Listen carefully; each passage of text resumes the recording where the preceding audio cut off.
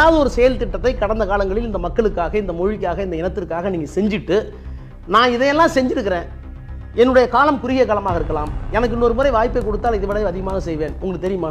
என்ன தகுதி இருக்குது, என்ன செயல்பாடு இருக்குன்னு செயல்பாடு ஒன்று ஒன்றா சொல்லட்டுமா? விலையில்லா விருந்தகம், ரொட்டிப்பால் முட்டை திட்டம், படிப்பகம், நூலகம், குருதியகம், 15,000 உயிருக்கு மேலே காப்பாற்றிருக்காங்க அந்த குருதியகம் மூலமாக. தமிழகத்தில் 234 தொகுதியில் நீங்கள் எங்கே போனாலும் செயல் என்ன பண்ணாருன்னு கேட்டீங்கல்ல, இதுதான் தமிழ்நாடே அவருக்கு அடையாளம் தான். ஒட்டுமொத்த ரசிகர்களும், ஒட்டுமொத்த தொண்டர்களும், ஒட்டுமொத்த இளைஞர்களும் என்ன மகளிரில் இருக்காங்க. பார்த்தீங்கல்ல எத்தனை மகளிர், ஒரு பொண்ணு தாய் மாமான்றது, ஒரு பொண்ணு அப்பாங்குது, ஒரு பொண்ணு அண்ணாங்குது, குழந்தைகள்லேருந்து மாணவர்கள்லேருந்து சிறாக்கள் முதல் பெரியோர்கள் வரை அனைவருக்குமான அடையாளம் அவர். இப்போ எம்ஜிஆர் மாதிரி கலவை உள்ள ஒரு நடிகர் யாராச்சும் இருக்காங்களா? இப்போ இருக்காரா? இவருக்கு என்ன கொள்கை? இவருடைய கொள்கை திடீர்னு பெரியார், அம்பேத்கர். அப்போ உங்க மனசுல தோணுது அடுத்த எம்ஜிஆரா விஜயண்ணா வந்துருவார் போறாரு. 13 வருஷம் நம்ம ஆட்சி கலைஞர் இருக்கும்போதே, நம்மளால எம்ஜிஆர் இருக்கும்போது அடுத்த 13 வருஷத்துக்கு கலைஞராலே ஆட்சியை பிடிக்க முடியல, விஜயண்ணா ஒரு வேளை வந்துட்டாருன்னா அடுத்த எம்ஜிஆர் மாதிரி உட்கார்ந்துட்டாருன்னா நம்மளால 13 வருஷம் இல்ல 13 ஜென்மத்துக்கு பிடிக்க முடியாது போல இருக்கே அப்படின்ற பயத்தை உருவாக்குனால்தான் இதுவே ஒரு மிகப்பெரிய தியாகம். உச்சத்தை புகழ விடுறாரு, பணத்தை விடுறாரு, தன்னோட முதல் இடத்தை விடுறாரு, எல்லாத்தையும் விட்டு கொடுத்துட்டு வர்றாருல மக்களுக்காக. விமர்சனங்களை ஏற்றுக்கொள்கிறார்ல, அசிங்கப்படுறாருல. இந்த 30,000 கோடியை தூக்கி போட்டு வர்றது தியாகம். ஆனா இதே 30,000 கோடி பத்தி ஒருத்தர் பேசினவரை தூக்கிட்டு போய் நீங்க எங்க வச்சிருக்கீங்கன்னு எங்களுக்கு தெரியும். ஒரு நல்ல மனுஷனை, ஒரு திறமையான மனுஷன் நீங்க எங்க இருக்காருன்னே தெரியல. இதையெல்லாம் செஞ்சு முடிச்சுட்டு இது போதாது, நான் தனி மனிதனாக இருக்க விரும்பவில்லை, ஒரு நிறுவனத்தை நான் ஏற்படுத்த விரும்புகிறேன். அப்ப தனி மனித வீச்சை காட்டிலும் நான் ஏற்படுத்த போகிற நிறுவனம் இன்னும் அதிகமான விளைவுகளை, தாக்கத்தை தமிழ் மக்களுக்கு வழங்கும். நாங்கள் நிறுவனம் நடத்த வரவில்லை, விஜயண்ணா நிறுவனம் நடத்த வரவில்லை. மக்களுக்கு நீங்க கேட்ட மென்மேலும் சேவை செய்யறதுக்காக அவர் வந்திருக்காரு. அதை மக்களுக்காக.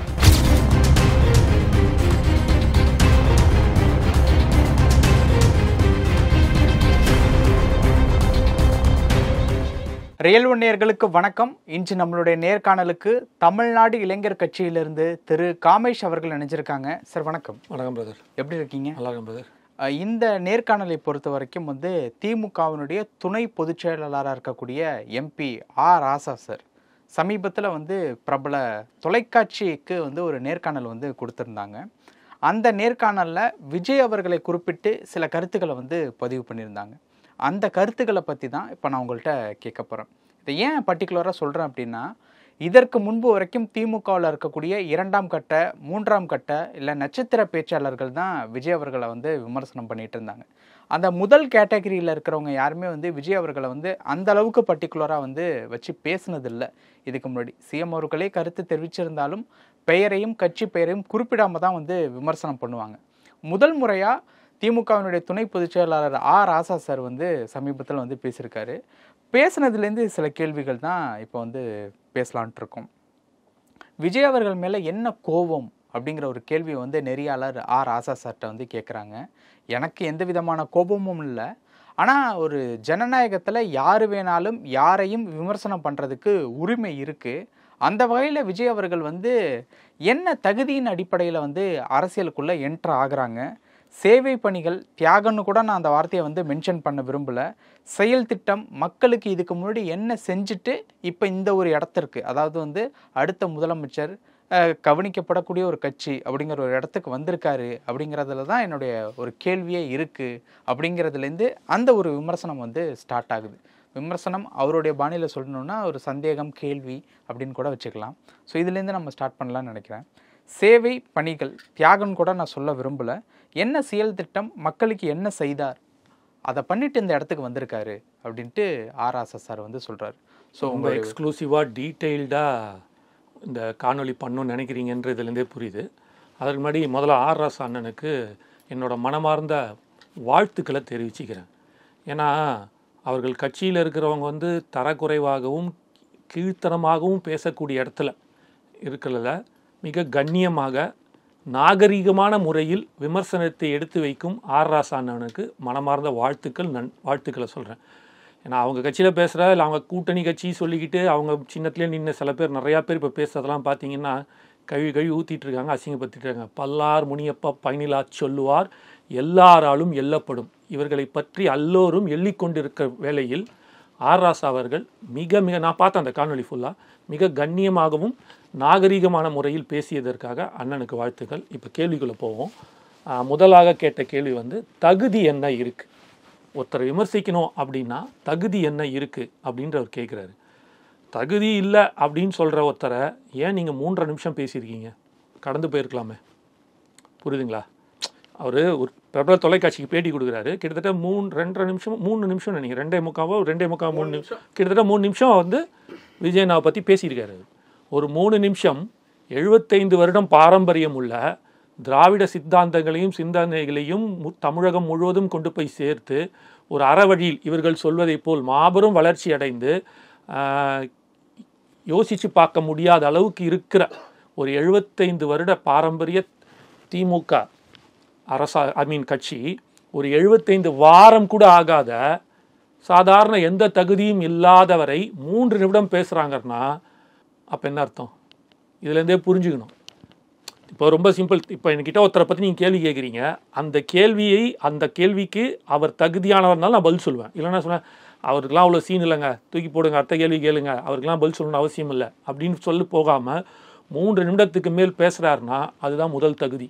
இல்லை அவர் தகுதி என்னன்னு கேட்டார்ல, அந்த தகுதி 75 வருடமும் 75 வாரமும் கூட ஆகாத ஒரு கட்சியை பேசுகிறேன்னா அந்த தகுதி அவங்கக்கிட்ட இருக்குது, எங்கள் அண்ணன் விஜயண்ணாக்கு இருக்குன்றத காட்டுது. முதல். அடுத்ததாக நீங்கள் கேட்டது என்ன கேட்டீங்க? தியாகம்னு கூட நான் தியாகம் என்ன செயல்பாடு திட்டங்கள் அவர்கிட்ட இருக்குது, இது ஒரு தியாகம்னு கூட நான் என்ன தியாகம் செஞ்சார், சரி தியாகத்தை கூட விடுங்க, செயல்பாடு திட்டங்கள் என்ன இருக்குது அப்படின்னு கேட்டார். ராசா அண்ணா வந்து டெல்லியில் இருக்கார் போல, இது தமிழ்நாட்டில் என்ன நடக்குதுன்னு ஒரு தெரிலன்னு நினைக்கிறேன். 2009 2011 இந்த கட்சியை, அதாவது வந்து இதுவை தமிழ் ரசிகர் மன்றத்தை தளபதி மக்கள் இயக்கமாக மாற்றி மக்களுக்கான மாபெரும் சேவையை செய்து கொண்டிருக்கிறார். எவ்வளவோ நலத்திட்டங்கள் பண்ணிகிட்டு இருக்கிறாங்க. நீ எல்லாத்தையும் விட்டுருவோம். இப்போ அதில் பண்ணது, இப்போ நான் சொன்னேன்னா உட்காந்துன்னு அவ்வளோ அது பண்ணார், இது பண்ணார், இவ்வளோ போகுது அவ்வளோ போகுது, இந்த மாவட்டத்துலேருந்து என்னால் லிஸ்ட்டு கொடுத்துக்கிட்டே இருக்க முடியும். 3 மணி நேரத்துக்கு கொடுக்குற அளவுக்கு அவங்க அவ்வளோ நலத்திட்ட உதவிகள் அதெல்லாம் செஞ்சுட்டு இருக்கிறாங்க. நான் சொல்ல வருது எல்லோருக்கும் தெரிந்து, நான் மற்றதும் தெரியுது, பட் அவங்களுக்கு தெரியல, பட் எல்லோரும் பார்த்தது கல்வி. அங்கே வந்து எவ்வளோ பசங்க எப்படி பேசுகிறாங்கன்னு பார்த்துருப்பீங்க. நான் விஜயண்ணாவை பார்க்கறதுக்காக, விஜயண்ணா கிட்ட வந்து அந்த பாராட்டு சான்றிதழ் வாங்கிறதுக்காக, விஜயண்ணா மேடையில் ஏறி நின்று அவரோட ஒரு படம் எடுத்துக்கொள்வதற்காக நான் படித்தேன் அப்படின்னு சொல்கிற பசங்க இருக்காங்க. சரியா? அது ஒரு ஊக்குவிப்பு. தொடர்ந்து 3 வருஷம் செய்கிறார். இல்லை என்ன பண்ணிட்டு வந்தார், இப்போ பண்ணுறதை கேட்கல. இது இப்போ தானே பண்ணிட்டு இருக்கிறது எல்லாம் என்ன, எலெக்ஷனுக்கு அதை கட்சி ஆரம்பிக்கும் போது இது பண்ணார். கட்சி ஆரம்பிக்கிறதுக்கு முன்னாடியே முதல் வருஷம் பண்ணியிருக்காரு. இது 2வது வருஷத்துக்கு போது, போன வருஷம் தான் கட்சி ஆரம்பிக்கும், 2வது வருஷம், இது 3வது வருஷம் தொடர்ந்து கட்சி ஆரம்பிக்க பண்ண. இப்போ தான் உங்களுக்கு தெரியுது, இதுக்கு முன்னாடி தெரியல, அதை வெளிக்கொண்டு வரல. ஏன்னா இந்த கேள்விக்கு நான் பதில் வரேன். ஏன்னா அடுத்தது ஒரு இதுக்கு கடைசியாக அதுக்கு ஒரு கேள்வி கேட்டிருக்காரு, அதை நான் இப்போ கனெக்ட் பண்ணுறேன். இந்த கேள்வியை நான் முடிச்சுட்டு அந்த கேள்வி வரும்போது நான் முதல் கேள்வியை கனெக்ட் பண்ணி விடுறேன். என்ன அப்படின்னா, நீங்கள் கேட்டீங்க இல்லையா, அவர் செய்கிறார். இதுக்கு முன்னாடி பல இடத்துல செஞ்சுட்டு இருக்கார், தொடர்ந்து செஞ்சுக்கிட்டு தான் இருக்கார். இப்போ வெளியே தெரிய வருது. இவர் கேட்டார்ல என்ன செயல் திட்டம் செஞ்சார், என்னென்ன கொண்டு போய் சேர்த்தார் மக்கள்கிட்டன்ட்டுன்னு. மக்களை ஊக்குவிக்கிறார். தன்னிடம் இருக்கும் கோடான கோடி ரசிகர்களை சேவை செய்யும் மனப்பான்மைக்கும் அரசியல் வழிபடுத்துறதுக்கும் சமுதாய நல்லிணக்கம் செய்யறதுக்கும், இது விஜயண்ணா மட்டும் இது கிரெடிட் எடுத்துகிட்டு போக முடியாது. அன்றைக்கி அவர் மேடையில் சொன்னாரா, உங்களை மாவட்ட செயலாளர் இல்லாமல் இது நடந்திருக்கவே வாய்ப்பில்லை, அவர்களை கொண்டு போயிட்டு யார் செய்வாங்க? ரொம்ப சிம்பிளாக ஒரு கொஸ்டின் கேட்குறேன். நீங்களும் பாராட்டு சான்றிதழ் கொடுக்குறீங்க மாவட்டத்தில் வரவங்களுக்கு, ஒரு மாவட்டத்தில் வரவங்களுக்கும் அரசாங்கம் கொடுக்குது. ஆனால் இவர் தொகுதி வாரியாக கொடுக்குறாரு. வெறும் பாராட்டு சான்றிதழ் கொடுக்காம அந்த மாணவர்களை மட்டும் கௌரவிக்காமல் அந்த மாணவர்களின் தாயையும் சேர்த்து கௌரவிக்கிறார். இன்ற பொழுதினும் தன் மகனை சான்றோன் என கேட்ட தாய், அந்த தாயையும் சேர்த்து மேடையேற்றி, அந்த பெற்றோரையும் மேடையேற்றி, அந்த பெற்றோருக்கும் மரியாதையை வாங்கி கொடுத்து, அந்த கல்வியை கொடுத்த ஆசிரியருக்கும் மரியாதை கௌரவத்தையும் வாங்கி கொடுத்து, அந்த பள்ளிக்கு வாங்கி கொடுக்குறார். இன்றைக்கி சாவித்ரி மெட்ரிகுலேஷன் பள்ளி அப்படின்றது எனக்கு எப்படி தெரியும்? அவங்க சொல்லி தான் எனக்கு தெரியும். விருதுநகர் மாவட்டம் உதாரணத்துக்கு, அந்த மாவட்டத்தில் இருக்கிற இந்த பள்ளியிலேருந்து நாங்கள் வரோம் அப்படின்னு சொல்கிறாங்க. அப்போ அது காரணமானது யார்? ஸோ இது தெரிய வைக்கிறதுக்கு, இது ஊக்குவிக்கிறதுக்கு, அடுத்த தலைமுறைக்கு கொண்டு போய் சேர்க்குறாருல. நீங்கள் என்ன பண்ணுறீங்க? பேசுவோமா கம்பாரிசனு? உங்கள் கூட உட்காந்து கேட்கலாமா நம்ம? நீங்கள் என்ன பண்ணுறீங்க? ஒரு இளைஞர் மாநாடு நடத்துகிறேன்னு சொல்லிட்டு பீர் வைக்கிறீங்க. அவர் படிப்பை ஊக்குவிக்கிறாரு, நீங்கள் குடிக்க வைக்கிறீங்க, அவர் ஊக்குவிக்கிறாரு. எவ்வளோ வித்தியாசம் இருக்குது பாரு. இதை தான் நாங்கள் எடுத்து வைக்கிறோம். இது என்ன தகுதி இருக்குது, என்ன செயல்பாடு இருக்குன்னு இதெல்லாம் செயல்பாடு. அவரோட செயல்பாடு ஒன்று ஒன்றா சொல்லட்டுமா? விலையில்லா விருந்தகம், ரொட்டிப்பால் முட்டை திட்டம், படிப்பகம், நூலகம், குருதியகம், 15,000 உயிருக்கு மேலே காப்பாற்றிருக்காங்க அந்த குருதியகம் மூலமாக. தமிழகத்தில் 234 தொகுதியில் நீங்கள் எங்கே போனாலும் செயல் என்ன பண்ணாருன்னு கேட்டிங்கல்ல, இதுதான். ஒரு தலைவன் என்பவன் தன்னுடன் பயணிக்கும் தன்னை நம்பி தன்னுடன் பயணிப்பவர்களை தலைவனாக மாற்றுகிறான் தெரியுமா? அவன் தான் பெருந்தலைவன். அந்த பெருந்தலைவரோட வேலையை தான் அவர் செய்கிறார். அதை தான் நம்ம பார்க்கணும். பெருந்தலைவர்னா காமராஜர். உடனே காமராஜரோட போகாதீங்க. பெருந்தலைவர் காந்தியும் பெருந்தலைவர் தான், புரியுதுங்களா? அண்ணா பெருந்தலைவர் தான்.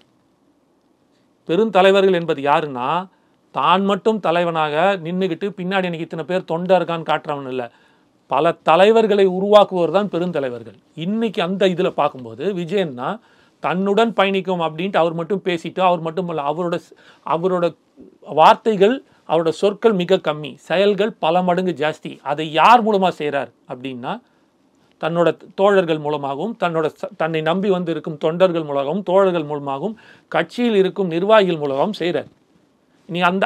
இன்னைக்கு நீங்கள் அங்கே பார்க்குறீங்க, அதே ஆட்கள் அவர் 234 தொகுதி கொடுக்குறாரு. ஆனால் அந்த மாவட்ட செயலாளர் அந்தந்த தொகுதிக்குள்ள தன் மாவட்டத்தில் இருக்கிற அந்த 2 தொகுதியாக பிரிக்கிற அந்த மாவட்ட செயலாளர் அந்த 2 தொகுதியில் இருக்கிற 5 பேர் கொடுக்குறான். அப்புநாதன் ஒருத்தர் தீநகரில் கொடுக்குறாரு, சரவணன் ஈசிஆர் சரவணன் ஒருத்தர் வந்து இதில் கொடுக்குறாரு புறநகர் பகுதியில், தாமுன்றவர் வந்து தென்கிழக்கு இதில் கொடுக்குறாரு. ஸோ ஒவ்வொருத்தரும் மாவட்டத்தோறும் கொடுக்குறாங்க. நான் சொல்லிக்கிட்டே போவேன். விருதுநகரில் வந்து செல்வகுமார்னு ஒருத்தன் கொடுக்குறாரு. அவ்வளோ பேர் இருக்கிறாங்க இங்கே கொடுக்கறதுக்கு. மதுரையில் கல்லணைன் அப்படின்னு ஒருத்தர் கொடுக்குறாரு. தஞ்சாவூரில் சரவணன் ஒருத்தர் கொடுக்குறாரு. ஸோ எல்லாரும் இங்கே 234 மொத்தமாக கொடுக்குற அளவுக்கு இருந்தாலும் அந்த மாவட்ட செயலாளர் அவர்கள். அப்போ இது அரசு, இது வந்து சேவை தானே, ஊக்குவிக்கிறது தானே. அதுதான் நம்ம பார்க்கணும். எடுத்து நீங்கள் கொடுங்க, நாங்கள் ஏன் வாழான்னு சொல்ல போகிறோம். என்ன செயல் திட்டம் இல்லைன்னு சொல்கிறீங்க? இருக்கிறத வச்சு தான் வராரு. அடுத்த கேள்வி. ஓகே, அடுத்த கேள்வி, பின்புலம் அடையாளம் இருக்கா அப்படிங்கிற மாதிரியான ஒரு விஷயம். அது எதன் அடிப்படையில்னா, என்ன கொள்கை அடையாளம் இருக்கு சொல்லுங்க அப்படிங்கிற மாதிரியான ரைட்டு. அதாவது ஆர் ராசாக்குன்னா வந்து பின்னாடி வந்து ஒரு திராவிட அடையாளம் இருக்கு, இவருக்கு என்ன அடையாளம் இருக்குன்றாரு. தமிழ்நாடே அவருக்கு அடையாளம் தான். ஒட்டுமொத்த ரசிகர்களும், ஒட்டுமொத்த தொண்டர்களும், ஒட்டுமொத்த இளைஞர்களும் மகளிரில் இருக்க பார்த்தீங்கல்ல, எத்தனை மகளிர்.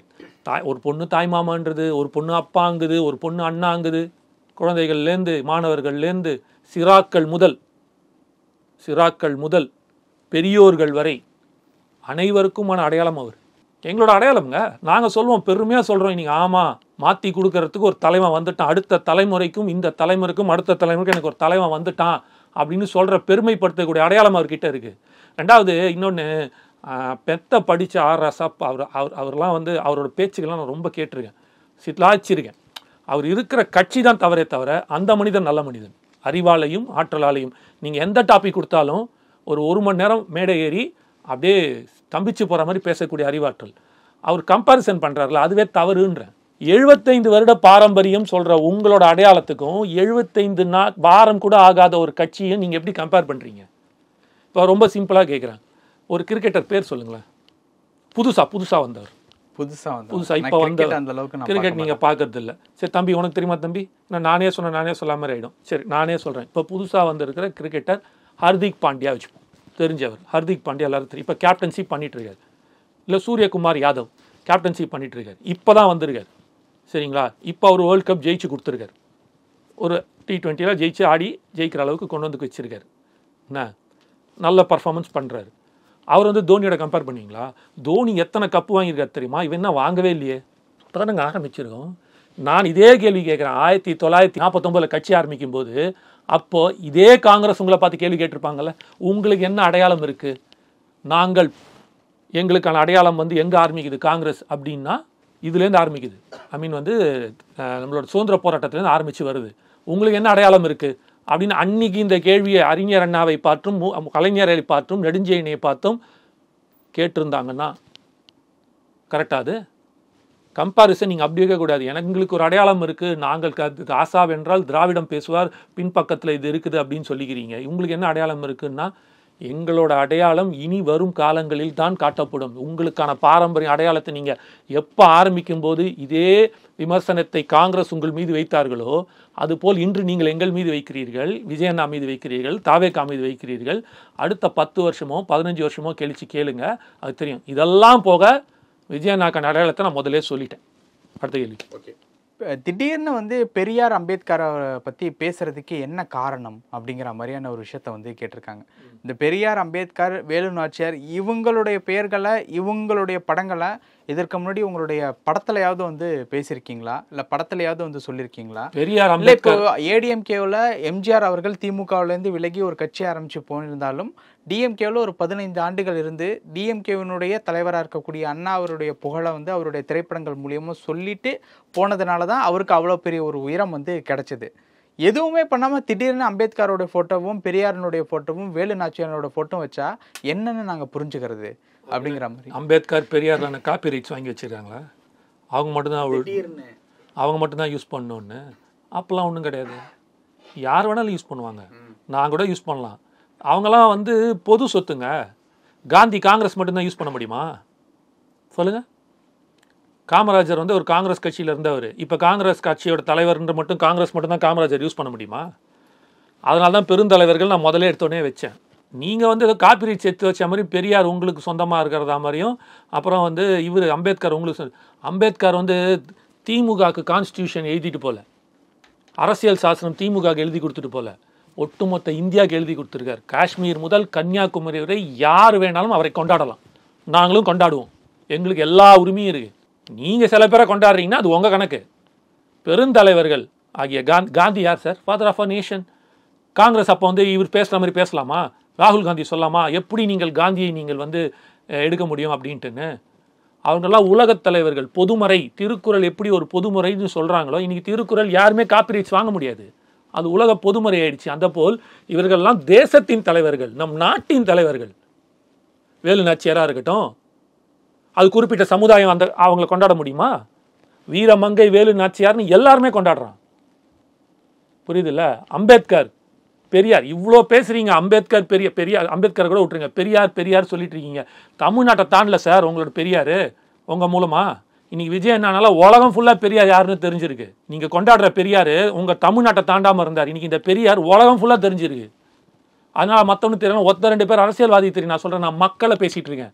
நான் இங்கே எல்லாமே மக்களை வச்சு தான் பேசிகிட்டு இருக்கேன். உலகத்தில் இருக்கிற அத்தனை மக்கள் என்ன விஜய் நான் போயிட்டு பெரியாரோட பிறந்த நாளைக்கு மாலை போட்டிருக்காரு, யாரா அந்த பெரியார் அப்படின்னு ஃபாரினில் இருக்கிற அவரோட ரசிகர் முதக்கணும் பார்க்குறான். எல்லா மொழியிலையும் எல்லா இடத்துலையும் அவருக்கு ஒரு ரசிகர்கள் இருக்காங்க. அந்த ரசிகர்கள் பார்க்குறான், இது மூலமாக பெரியார் யாருன்னு படிக்கிறான், தெரிஞ்சுக்கிறான். போய் பாருங்கள், சமீபத்திலே அதிகமாக அந்த வருஷம் இது நடக்கும் இல்லையா, அந்த புத்தக திருவிழா. அந்த புத்தக பொருள் திருவிழாவில் வருஷம் நீங்கள் பார்த்தீங்கன்னா கடந்த 2-3 நாட்களாக பெரியாரோட புஸ்தகம் தான், காமராஜரும் பெரியாரோட புஸ்தகம் தான் அதிகமாக இளைஞர்கள் வாங்கியிருக்காங்களாம். அங்கே இருக்கிறவங்க சொல்கிறாங்க அதிகமாக. யார் காரணம்? 75 வருஷமாக இருந்தீங்க, கொண்டாடினீங்க, அப்போல்லாம் வாங்காத இளைஞர் ஏன் வாங்குறான்? உங்களுக்கு போட்ட அடையாளங்கள். அடுத்தது எம்ஜிஆர் வச்சு சொல்கிறீங்க. நாங்கள் எங்கேயுமே எம்ஜிஆர் வச்சு கம்பேர் பண்ணவே இல்லையே அவரை, நீங்கள் தான் கம்பேர் பண்ணுறீங்க. நாங்களாம் சொன்னால் அவர் எம்ஜிஆர்னு அடுத்த எம்ஜிஆர்னு நாங்கள் சொல்லியே. மக்கள் சொல்கிறான். அன்றைக்கி கூட இளைய காமராஜர் சொன்னான், அவர் சொன்னாரா என்ன?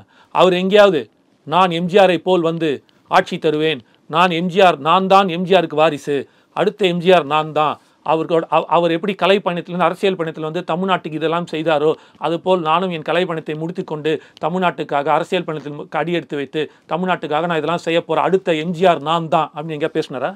இந்த கம்பேரிசன் யார் கொடுக்குறாரு? ஆர் ராசா கொடுக்குறாரு எம்ஜிஆருக்கும் விஜயண்ணாக்கும். அப்போ உங்கள் மனசில் தோணுது அடுத்த எம்ஜிஆரா விஜயண்ணா வந்துருவார் போறாரு. 13 வருஷம் நம்ம ஆட்சி, கலைஞர் இருக்கும்போதே நம்மளால வர முடியலையே. ஒரு நிமிஷம், கலைஞர் இருக்கும்போதே 13 வருஷம் நம்மளால, எம்ஜிஆர் இருக்கும்போது அடுத்த 13 வருஷத்துக்கு கலைஞராலே ஆட்சியை பிடிக்க முடியலையே. விஜயண்ணா ஒரு வேளை வந்துட்டாருன்னா அடுத்த எம்ஜிஆர் மாதிரி உட்காந்துட்டாருன்னா நம்மளால 13 வருஷம் இல்லை 13 ஜென்மத்துக்கு பிடிக்க முடியாது போல இருக்கே அப்படின்ற பயத்தை உருவாக்குனால்தான் நீங்க கம்பாரிசன்ல வைக்கிறீங்க எம்ஜிஆரையும் விஜயண்ணாவையும். நாங்க எங்கேயும் வைக்கல. சொன்னது இந்த இடத்துல யார் எம்ஜிஆர்னு. அவர் எங்கேயாவது ஒரு இடத்துல தன்னை எம்ஜிஆர் அப்படின்னு போட்டிக்கிட்டாரு. நான் இப்போ சொன்னல, இத்தனை விஷயம் சொன்னல, விஜய் நான் சொன்னார், இப்படிலாம் எம்ஜிஆர் சொல்லியிருக்காருங்க, அவர் தாங்க அடுத்த எம்ஜிஆர்னு இருக்காரு, எம்ஜிஆர் போல் நான் இதை செய்வேன், எம்ஜிஆர் எப்படி முடிச்சு இந்த மாதிரிலாம் நான் பண்ணுவேன் அப்படின்னு அங்கேயா சொன்னார். ரைட்டு, நீங்கள் தான் சொல்கிறீங்க எம்ஜிஆர்னு. அப்போ உங்களுக்கு தோணுது மக்களிடம் எந்த அளவுக்கு எம்ஜிஆருக்கு செல்வாக்கும் தாய்மார்களிடம் எந்த அளவுக்கு ஆதரவும் இருந்ததோ அதுபோல் விஜயண்ணாக்கு இருக்குது, இவர் அடுத்த எம்ஜிஆராக உருவாகக்கூடிய காலம் கணிந்து கொண்டிருக்கிறது அப்படின்ற பயத்தில் தான் நீங்களாவே சொல்கிறீங்க. அவர் என்ன எம்ஜிஆரானு கம்பேரிசன். இந்த கம்பேரிசன் நாங்கள் கொடுக்கல, ஆர் ராசா அவர்கள் கொடுத்தாரு. நன்றி அண்ணா, எங்கள் விஜயண்ணாவை எம்ஜிஆரோட கம்பேர் பண்ணதுக்கு. இந்த பதிலுக்கும் இந்த கேள்விக்கும் நன்றி. இல்லை, சினிமாவிலேருந்து ஒருத்தர் வர்றாரு, அதுவும் உச்ச நட்சத்திரமாக வர்றாரு அப்படின்னா ஆப்வியஸ்லி எம்ஜிஆரோட கம்பேர் பண்ணுறது அப்படிங்கிறது இயல்பான விஷயமா தான் இருந்திருக்கு. இதுக்கு முன்னாடி விஜயகாந்த் சாருக்குமே கருப்பு எம்ஜிஆர் அப்படிங்கிற மாதிரியான ஒரு பேர்லாம் வந்து சொன்னாங்க. மக்கள் சொன்னதுங்க, பேசினவரை பேசி சொல்லுங்க. அவர் சொன்னாரா? அப்போ பேசுங்க. ஒரு உச்ச நடிகர் அரசியல் கட்சி ஆரம்பிக்கல, ஒரு மேடையில் சொல்கிறார், எம்ஜிஆரை போல் நான் வந்து அரசியல் செய்வேன், எம்ஜிஆரை போல் நான் வந்து கொடுப்பேன்னாரு. வரல. அப்புறம் அவர் தான் சொல்லிக்கிட்டாரு. விஜய் என்ன சொன்னாரா? சொல்லலை. அப்புறம் இன்னொன்று மறந்துட்டேன், என்ன தியாகம் பண்ணிட்டாரு, தியாகத்தை கூட விடுங்கன்னார்ல. என்ன தியாகம் பண்ணணும்? உச்ச நட்சத்திரம் நீங்கள்ல. இப்போ நான் வரேன், 500 கோடி ரூபாய் ஒரு வருஷத்துக்கு, அடுத்த 10 வருஷத்துக்கு அவர் தான் நம்பர் 1. இது மாற்றவே முடியாது, எல்லாருக்கும் தெரியும். 5000 கோடி ரூபா அவர் அடுத்த 10 வருஷத்தில் அவரால் சம்பாதிக்க முடியும். ஒரு வருஷத்துக்கு 500 கோடினா அந்த 5000 கோடி இன்வெஸ்ட் பண்ணால் 30,000 கோடியாக மாறும். அந்த 30,000 கோடி ரூபா தன் பணத்தை, தன் புகழை, மக்கள் இது வரைக்கும் இவருக்கு வந்து வாக்களிக்க போகிறோன்னா இல்லையான்னு தெரியாது. இதோ எங்களை மாதிரி சில உங்கள் கட்சியில் இருக்கிற சில தற்குறிகள்லாம் வந்து கண்ணாப்பின்னான்னு பேசிகிட்டு இருக்குது. வாய்க்கு வந்ததெல்லாம் அதெல்லாத்தையும் சகித்து கொண்டு பொறுத்து கொண்டு மக்களுக்கு சேவை செய்யணும்னு வந்து நிற்கிறார்ல, இதுவே ஒரு மிகப்பெரிய தியாகம். உச்சத்தை புகழை விடுறாரு, பணத்தை விடுறாரு, தன்னோட முதல் இடத்தை விடுறாரு, எல்லாத்தையும் விட்டு கொடுத்துட்டு வர்றாருல மக்களுக்காக. விமர்சனங்களை ஏற்றுக்கொள்கிறார்ல, அசிங்கப்படுறாருல, அவமானப்படுறாருல, விமர்சனங்களில் வந்து அவருக்கான அந்த ஒரு இது கீழ்த்தனமான விமர்சனங்களை பார்க்குறாருல, இது எல்லாத்தையும் இருந்தே தியாகம்தான். இதெல்லாம் வந்து யார் சும்மா இருக்கிறோம் ரோட்டில் போகிறவர் அவர் அவ்வளோ பெரிய இதை விட்டு வரதே ஒரு பெரிய தியாகம் தான். இந்த 30,000 கோடியை தூக்கி போட்டு வர்றது தியாகம். ஆனால் இதே 30,000 கோடி பற்றி ஒருத்தர் பேசினவரை தூக்கிட்டு போய் நீங்கள் எங்கே வச்சுருக்கீங்கன்னு எங்களுக்கு தெரியும். ஒரு நல்ல மனுஷனை, ஒரு திறமையான மனுஷன் நீங்கள் எங்கே இருக்காருன்னே தெரில. இந்த 30,000 கோடி விட்டதுக்கு தியாகத்துக்கும் இந்த 30,000 கோடி பற்றி பேசின ஒரு நிலைமைக்கும் இந்த டிஃப்ரென்ஸ் தெரியுதா? இதுதான் தியாகம். அது அநியாயம் அவருக்கு பண்ணது. 30,000 கோடி தான். ஆனால் அந்த 30,000 கோடி தூக்கி போட்டுட்டு இவ்வளோத்தையும் விட்டுட்டு வரா விஜய். என்ன பண்ணுறது தியாகம்? கேட்டால என்ன தியாகம் பண்ணிட்டாரு? தியாகத்தை கூட விடுங்க அப்படின்ட்டு அப்படியே ஒரு சர்க்காஸ்டிக்காக பேசுகிறார்ல ஆர் ராசா. தியாகத்துக்கு அதுக்கு சம்மந்தம் அதை கூட விடுங்க, அவரு அதை கூட நம்ம எடுக்கணும். அவரில் என்ன செயல்பாடு திட்டம்னார்ல, ஒரு கேள்விக்கும் அவரோட பதிலை நான் கொடுத்துட்டே வரேன். இந்த இடத்துல ஒரு 30,000 கோடியை பற்றி ஒரு உண்மையை பேசினவருக்கு ஒரு அநியாயம் நடந்துச்சு, இதை பற்றி யாரும் பேசலையே உங்கள் கட்சிக்குள்ளே. இந்த இடத்துல அவர் தூக்கி போட்டுறா. அப்போ இதுதான் தியாகம். இதுக்கு மேலே என்ன வேணும்? தனி மனிதனுக்காக கூட எதுவும் வந்து செய்யலை. ஒரு அறக்கட்டளை தொடங்கி அதுலேருந்து சில நற்பணிகள் அந்த மாதிரியான விஷயங்கள் பண்ணியிருந்தா கூட ஓகே. எத்தனை கோடிகள் இது வரைக்கும் செலவு பண்ணாங்க சொல்லுங்க அப்படிங்கிற மாதிரியான ஒரு விஷயத்த வந்து கேட்டிருந்தாங்க. அதற்கப்புறம் கேட்ட ஒரு விஷயம் வந்து இப்போது ஒரு நிறுவனம் ஏற்படுத்த வந்து விஜய் அவர்கள் விரும்புகிறார் அப்படிங்கிற மாதிரியான ஒரு விஷயத்த வந்து சொல்லியிருக்காரு. அது அப்படி இல்லை. அது என்ன கேள்வி அப்படின்னா, இப்படியெல்லாம் செஞ்சு கொடுத்துட்டு என்ன ஒரு நிறுவனமாக வந்து உருவாக்கி வராருனா கூட மக்களுக்கு நான் இவ்வளோ செஞ்சுட்டேன், இத்தனை கோடிகள் செலவு பண்ணியிருக்கேன், இத்தனை மக்கள் செஞ்சுருக்கேன், இன்னும் நான் பல மடங்கு செய்யணும்ன்ற ஒரு நிறுவனத்தை உருவாக்கி வந்தார்னா கூட ஒரு நியாயம் இருக்குன்னாரு. அதான் அந்த கேள்வி. அந்த கேள்விக்கு நான் வரேன். தனி மனிதனாக அவர் என்ன செய்யலை, தனி மனிதனாக என்ன பண்ண, இது எல்லாமே தனி மனிதனாக செஞ்சது தான். புரியுதுங்களா? அவரோட முகத்துக்காகவும் தனி மனிதனாக செஞ்சேன். இப்போ பசங்கள்லாம் செய்கிறாங்கல்ல, இதெல்லாம் கூட அவங்கவுங்க செஞ்சாங்க, அதை ஊக்குவிச்சார் போட்டோம். விஜய் நான் மட்டும் என்ன செஞ்சாருன்னு வரேன். நிறையா விஷயம் செஞ்சுருக்காரு, பின்னாடி கொடுத்துட்ருக்காரு, போகிறாரு, அதெல்லாம் இருக்கட்டும். கல்வி விருது மட்டும் நான் பேசுகிறேன். 234 தொகுதி, சரிங்களா? 234 தொகுதி இன்ட்டு 6 பேர் போட்டிங்கன்னா 1400 பேர், 1404 பேர் வருது. 1400 பேர் வச்சுங்க. 1400 இன்ட்டு 6 வருஷம், 3 வருஷம் போட்டிங்க அப்படின்னா இன்ட்டு 5000 ரூபா போட்டிங்க அப்படின்னு வச்சிங்களேன், 2,10,00,000 இன்னி வரைக்கும். அதுக்கு இது வரைக்கும் ஒரு குழந்தைக்கும் அவர் கொடுத்தது. இது போக வைர நெக்லஸ் கொடுத்தாரு, மோதிரம் கொடுத்தாரு, அது கொடுத்தாரு, அதெல்லாம் நான் கணக்கில் எடுக்கல. வெறும் 5000 ரூபா. அதில் நீங்கள் அந்த டிடி அவர் வச்சு கொடுக்குற டிடியில் பார்த்தீங்கன்னா விஜய் அண்ணாவோட ட்ரஸ்ட்லேருந்து வந்தது. ஏதாவது ஒரு ட்ரஸ்ட் ஆரம்பித்தாரா, செஞ்சாரான்னு ஆர் ராசா கேட்குறாருல, அந்த ட்ரஸ்ட்டு தளபதி விஜய் மக்கள் இயக்கம் மூலமாக 5000 ரூபா பணம் கொடுத்தது. அந்த ட்ரஸ்ட்டில் அந்த டிடி நான் பார்த்துருக்கேன், டிமாண்ட் டிராஃப்டில் வந்தது. 2,10,00,000. மறுபடியும் சொல்கிறேன், 234 தொகுதி இன்ட்டு 10க்கு 3, 12க்கு 3, 6 பேர், 1400 சில்லற, கிட்டத்தட்ட 1400 பேருக்கு மேலே வருது. அந்த 1400 இன்ட்டு 3 வருஷம் போட்டிங்கன்னா 4200. 4200 இன்ட்டு 5000 ரூபா போட்டிங்க அப்படின்னா 2,10,00,000 இது வரைக்கும். அதுக்கு நடத்துகிற விழாக்கு ஒரு முறையும் 40 லட்சம் 30 லட்சம்னு அந்த இதுக்கு கொடுக்குறாங்க. சாப்பாடு அவங்க கூட அந்த அப்பா அம்மா அத்தனை பேர் உட்காந்து போட்ட சாப்பாடு, இதெல்லாம் நான் கணக்கிலே வைக்கல. இதெல்லாம் போட்டுக்கிட்டே போனீங்கன்னா ஒரு முறையும் அவர் 5 கோடி ரூபா செலவு பண்ணுறாரு. 50 லட்சம் சேர்ந்த இதுக்கு அந்த இது நடத்துறதுக்கு அந்த இது லைட்டு கேட்டு மற்ற விஷயங்கள் எல்லாம் இருக்க சாப்பாடு லைனாக போங்க. அப்போது இது எல்லாத்தையும் விட்டுட்டு வெறும் படிப்புக்காக அந்த ஊக்கத்தொகை மட்டுமே 2 கோடியே 10 லட்சம் எத்தனை கோடி செலவு பண்ணிட்டாரு, என்ன நினச்சாரு, இதெல்லாம் செஞ்சவர் அவர். இப்போ நீங்கள் என்ன இது எல்லாமே எதுவா செய்கிறாரு? சேவை மனப்பான்மையுடன் செய்கிறார். ஆர்ராஸ் அண்ணன் பேசும்போது தவளை தன் வாயால் கெடுன்ற மாதிரி அவரே என்ன வர்றார், இதெல்லாம் செஞ்சுட்டு தனி மனிதனாக இதெல்லாம் செஞ்சுட்டு இதுக்கப்புறம் மக்களுக்கு நான் மேன்மேலும் செய்யறதுக்காக சேவை செய்யறதுக்காக ஒரு நிறுவனத்தை தொடங்கி வந்தார் அப்படின்னா ஏற்றுக்கலாம், அப்போ நாங்கள் ஏற்றுக்கிறோம் அப்படின்னாரு. நாங்கள் நிறுவனம் தொடங்க வரல, அதுதான் கார்ப்பரேட்டு. புரியுதா? இப்போ புரியுதா? திமுக நிறுவன கட்சி கார்ப்பரேட்டு கட்சின்றது மக்களுக்கு சேவை செய்ய வந்திருக்கோம். எங்களோட கட்சி அதாவது தமிழ் வெற்றி கழகம் விஜயநாத் நிறுவனம் அல்ல, மக்களுக்கு சேவை செய்யும் ஒரு அரசியல் கட்சி. நீங்கள் நடத்துவது தான் நிறுவனம். அண்ணனே மாட்டிக்கிட்டே இருப்பாருங்க. ஒரு நிறுவனம் நடத்துவதாக இருந்தால் அது உண்மை வந்துடும், மறக்க முடியாது. அண்ணனால டக்குன்னு வந்துச்சு பாருங்க, மாட்டிக்கிட்டார். நிறுவனம் நடத்துவதாக என்றால் அப்போ நாங்கள் ஏற்றுக்கிறோம்னார்ல, நாங்கள் நிறுவனம் நடத்த வரவில்லை, விஜயண்ணா நிறுவனம் நாங்கள் விஜயண்ணா நிறுவனம் நடத்த வரவில்லை, மக்களுக்கு நீங்கள் கேட்ட மென்மேலும் சேவை செய்யறதுக்காக அவர் வந்திருக்காரு. அதை மக்களுக்காக, மக்களோட வளர்ச்சிக்காக, சமுதாய முன்னேற்றத்திற்காக, குடிக்க வைத்து மது போதைகள்லையும் இதுலேயும் இருக்க இளைஞர்களை மாற்றக்கூடிய 52% மட்டுமே உங்களோட 60 வருஷ ஆட்சியில் 75 வருஷ கட்சி 60 வருஷ ஆட்சியில் 52% பெண் பசங்களை மட்டும்தான் படிக்க வைக்க முடியுது.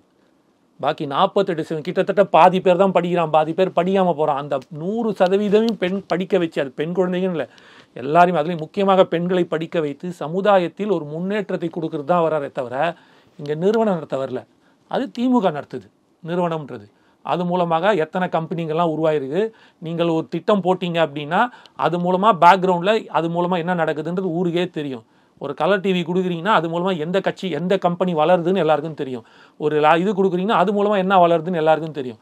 அதனால் நீங்கள் நடத்தும் நிறுவனம் போல் இல்லாமல் மக்கள் சேவை செய்ய வந்திருக்காருன்றது தான் இங்கே இருக்கிற விஷயமா நான் பார்க்குறேன். அவரோட எல்லா கேள்விக்கும் நம்ம பதில் சொல்லிட்டோம். இதாக கேள்வி இருக்கா? இல்லை. இப்போ நான் கடைசியாக ஒரே ஒரு கேள்வி வைக்கிறேன். அவர் கேட்டதுக்காக நான் வைக்க வேண்டியது, ஏன்னா அவர் ஒரு விமர்சனம் வச்சார், அந்த விமர்சனத்தை நானும் வைக்கிறேன். இந்த மாதிரி இவருக்கு இது இருக்கா அது இருக்கான்னு ஒரு 3 நிமிஷம் நீங்கள் கேட்டிங்களா? நான் ஒரே ஒரு கேள்வி கேட்குறேன். துணை முதலமைச்சராக ஆக்கியிருக்கிற இன்று துணை முதலமைச்சராக இருக்கிற பர்சனல் விஷயம் நம்ம போகக்கூடாது, அவங்க கட்சிக்குள்ளே இருக்கிற விஷயம் நம்ம போகக்கூடாது. நீங்கள் விமர்சனம் வைத்ததனால் இந்த விமர்சனத்தினை நான் வைக்கிறேன். இல்லைனா நான் இது வரைக்கும் நான் பேசினதில் சொன்னதில்லை. அவங்க கட்சி அவங்க இஷ்டம் என்ன வேணாலும் பண்ணும். இருந்தாலும் என்ன தகுதி இருக்குது, என்ன அடிப்படை இது இருக்குது, ஒரு லைனாக இப்போ கிட்டத்தட்ட 8-9 கேள்வி கேட்டிருக்காரு. இந்த 9 கேள்விகளை திருப்பி நான் ஆர்ராஸ் அண்ணன்ட்ட வைக்கிறேன். இதையெல்லாம் இத்தனை தகுதி அவருக்கு இருக்கா? என்ன அடிப்படையில் உதய் ப்ரோவை துணை முதலமைச்சராக்குனீங்க?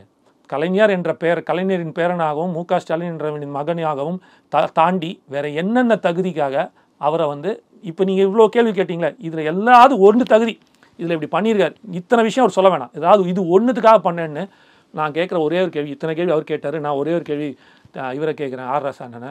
உதய் ப்ரோவை துணை முதலமைச்சராக்கிறதுக்கு என்ன தகுதியின் அடிப்படையில் ஆக்குனீங்க? பல விஷயங்கள் பகிர்ந்துக்கிட்டீங்க. நேரத்துக்கு ரொம்ப நன்றி. நன்றி.